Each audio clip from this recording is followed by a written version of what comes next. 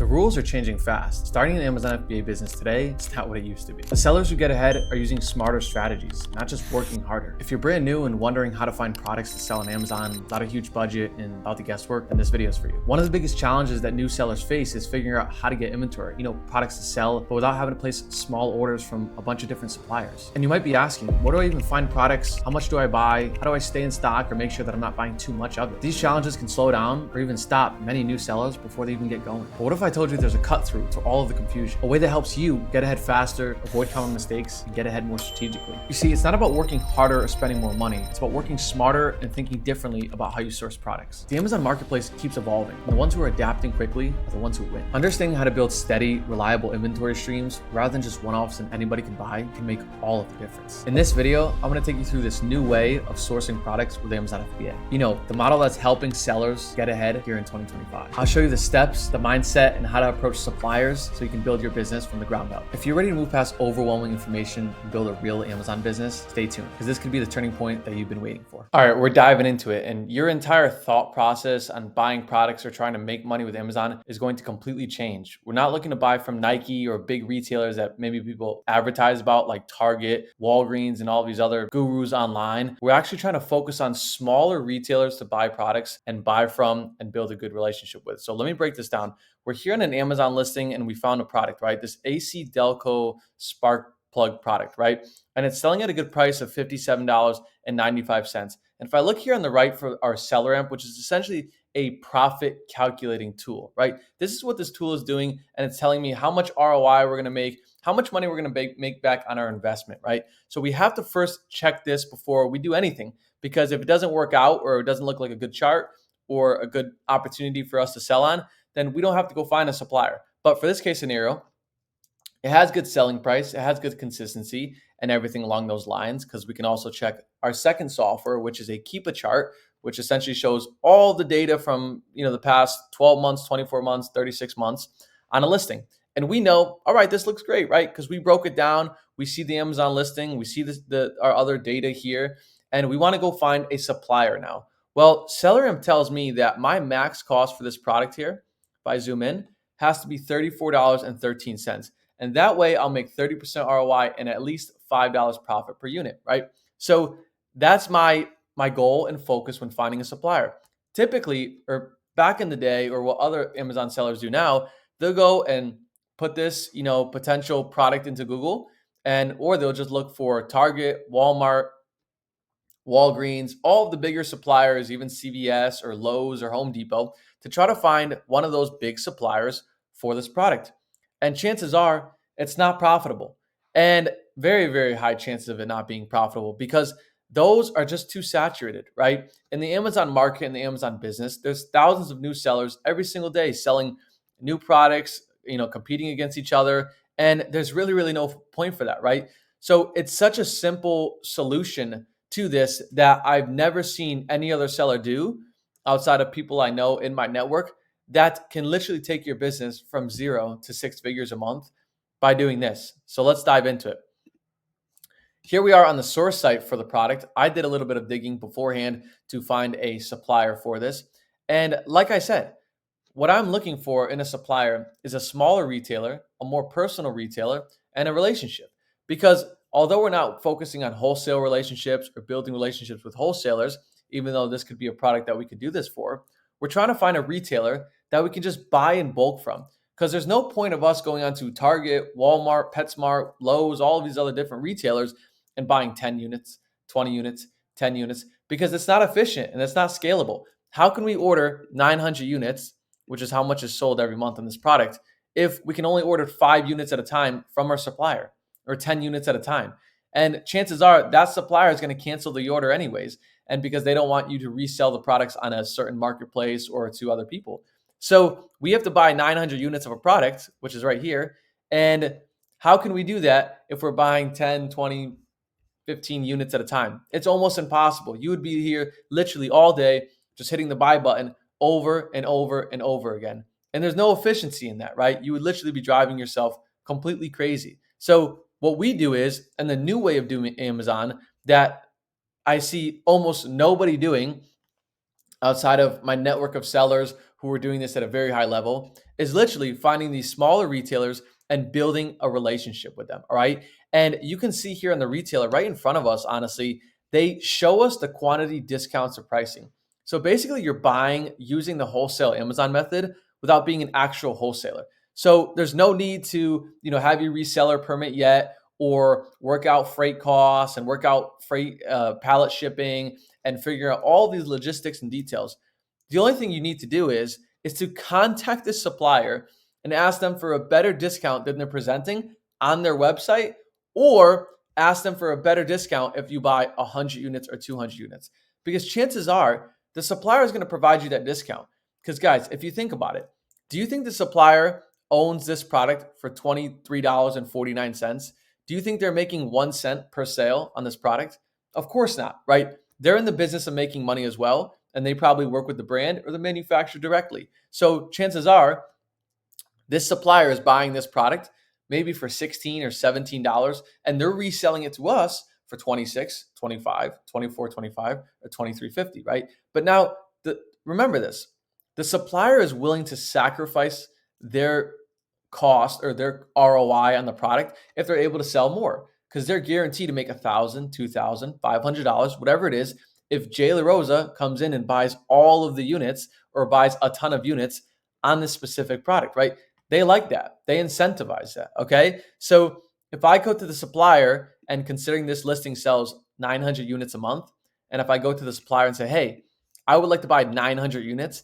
Now, guys, that's kind of extreme, and not saying that, a new seller would buy 900 units. That's kind of on a bigger scale, because 900 units would cost you $24,000. Now, of course, if we get to our suspected buy costs, it's a great ROI and profit. You can tell, of course, but it might not be realistic for a new seller starting off. But even so, if I were to propose just for a hypothetical situation, I wanted to buy 900 units because that's what we can sell or predict to sell on a month-over-month basis, right? Considering that the competition works out and, buy box rotation works out and everything along those lines, then I'm sure the supplier is willing to go down on price, right? And I'm so sure of it because I've done it not 10 times, not 20 times, but hundreds and hundreds of times with retailers. Yes, I work with wholesalers and they do the same price negotiations as well, but retailers sometimes are even more happier to do these kind of discounts and price negotiations. Because if you really think about it, how many people on a daily basis are going through their website and buying products from genuineautoparts.com, right? Not too many, right? And if you get to smaller and smaller retailers, how many people are buying from those retailer sites on a daily basis? And even less, right? They might be happy to do $50 or $100 in sales every single day. Now, if you came on and spended $500 to $1,000 in one single day, basically you're doing their revenue and sales for 10 days. So they're more than happy to work with you, regardless if you're reselling them or doing something with the products. They want to sell you these products at bulk, right? And the fact that they want to do that, that gives you the leverage and the opportunity to negotiate. So even if you wanted to present to this, potential company as a supplier to buy 100 plus units, okay? And you said, hey, I'm willing to buy 100 units, right? And your discount going from 5 units to 50 is almost $2.50. Can we get this buy cost to 21, right? Can we get it to 22.50? I'm sure as you increase in units, they're going to give you a better and better deal. Now, there's two bonuses of this, right? And two benefits, as you can tell. One, you're getting a better buy cost, because if I type in a better buy cost here, if we get down to 22.50, we're getting a really, really good ROI, okay? But not only that, you're also being able to buy in bulk. So forget having to go to this supplier, going add to cart, putting 5 units. Let's say, for example, this supplier didn't want you to buy more than 5 units. They wanted to restrict you at this number because that was their website limits. And guys, that's what happens with Walmart, CVS, Target, all of the big retailers. They don't want you to buy 3,000 units, or else it's just they don't trust that, right? There's credit card fraud. There's other opportunities where it could be bad news for the supplier. So the small suppliers, they're willing to take that risk and build that relationship because typically they're a mom and pop shop. They're working with, not too many people, okay? So like I said, for this example, if we were to buy 5 units at a time to get to 900 units, I mean, let's just pull up the calculator here, right? 900 units divided by 5 is 180 orders. So you would have to come onto this checkout page 180 times, hitting checkout, move on to the next, checkout, move on to the next. you're basically a laptop factory and just continue to just press a button on the checkout page and making sure you're not making a mistake. That leaves so much margin for error and problems to occur. And you don't want to work in that atmosphere, in that environment, right? You rather just come to the supplier, send them a contact email, which I'm going to show you in a second, and buy on a recurring basis, month over month, 100 units, 200 units, 500 units. And the best part about it is you don't need to be a wholesaler. You don't need to have some order quantity commitments every month for freight or shipping, or have a reseller's permit or a tax ID and become a professional business.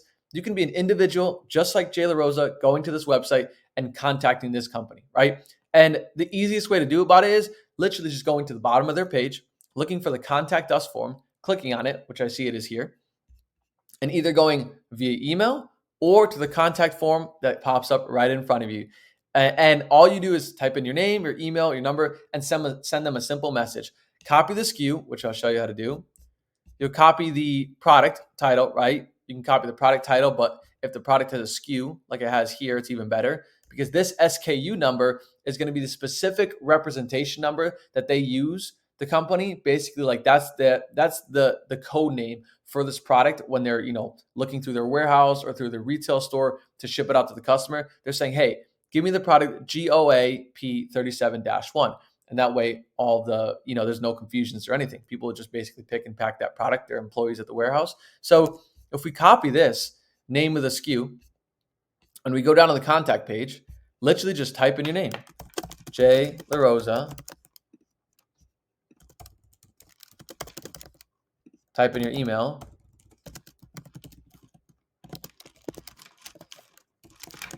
jayscool123@gmail.com. All right. Type in your phone number and literally just say, hi, I'm looking to buy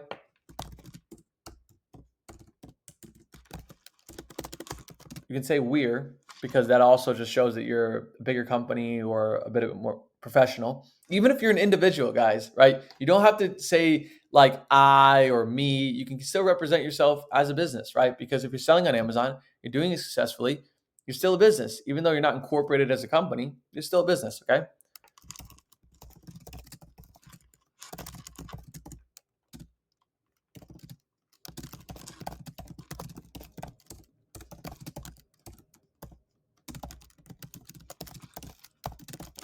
Are you able to fulfill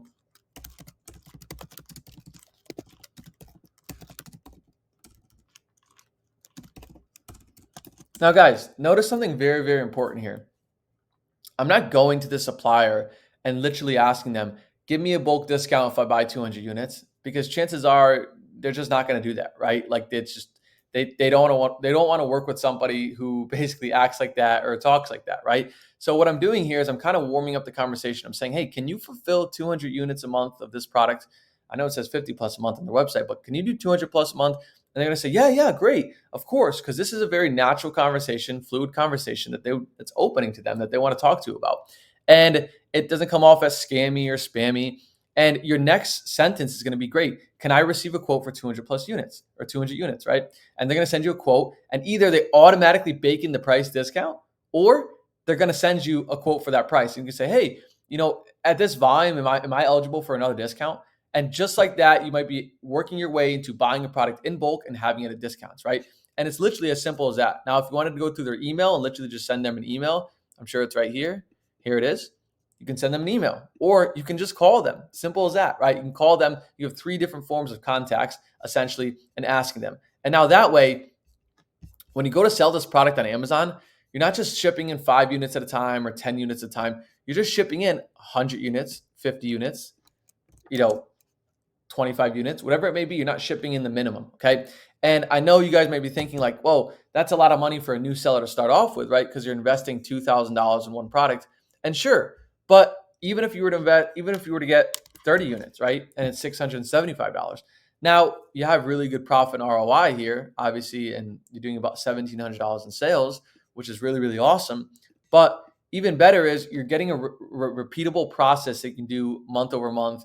And as you continue to grow with the business, right, as you have $10,000 to spend, $5,000 to spend, you can do it month over month, right? And now you have a relationship with the supplier where, let's say you're able to spend, like the first time you bought was 30 units, but now you can buy 60 units. and then you level up to 120 units, right? And you keep compounding that money and that profit you're making and reinvesting the profit into the product, pulling a little bit out for yourself, but you're able to compound and grow now at a higher scale. But it's important to implement this kind of day one and reaching out to smaller retailers, smaller suppliers, building a good relationship with them, making sure you can trust them, and doing this month over month basis. So there's a rundown on the new process that works here in 2025 with Amazon sellers. And it's a way to basically mitigate or avoid having to do Amazon wholesale, having reseller permit, having a verified business, all these other extra steps and loops for new sellers to start with, and rather just do it day one, do it easily, and do it at scale. So there you go. If you guys like this video, please like and subscribe. I'm going to have more content coming out about this and give you guys more tips and tricks to successfully sell on Amazon. There you go.